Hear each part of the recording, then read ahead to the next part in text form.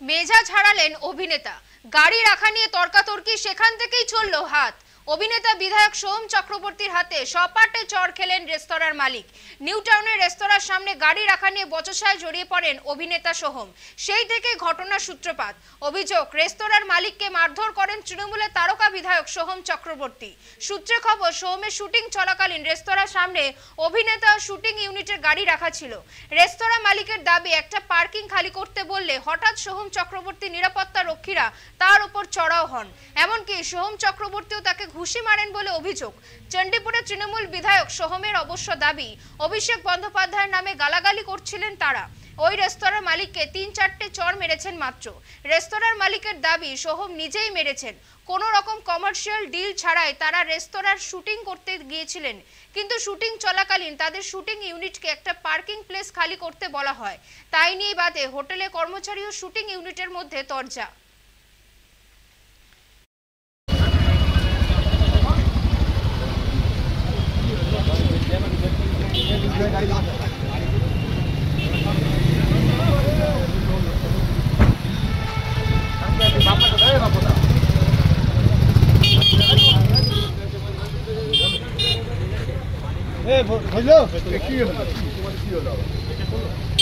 সোহম এখানে শুটিং করতে দেওয়া ছিল।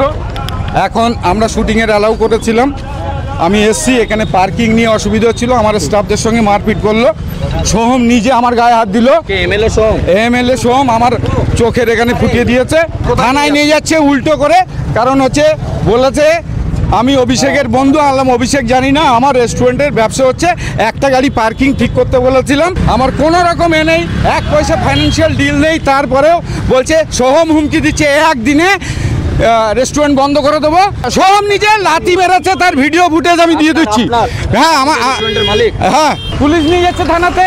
কি বললো এখন পুলিশ? বলছে তোমার নামে অনেক দাদাগিরি আছে। আর এবিপি আনন্দ হিন্দলকেও আমি বলেছি, উনি আসছেন। একদম আমি জোড়াত করেছি, তার ভিডিও ফুটেজ যদি না দেখাতে পারি তা আমার নাম আলম না। সোহম লাত মেরেছে। আপনাকে লাত মেরেছে? একদম ভিডিও ফুটেজ আমার চোখের এখানে ভালো করে। তাদের কোনো অ্যাকশন নিল না? পুলিশ তো এখন উল্টো আমাকে বলছে থানায় চলো। সোহমের দাদাগিরি 100 বার আমাকে মেরেছে। ফুটেজ রয়েছে, আমার ছেলেদের ধরে ধরে মারছে, বলছে বন্ধ করে দেবে রেস্টুরেন্ট, হুমকি দিচ্ছে।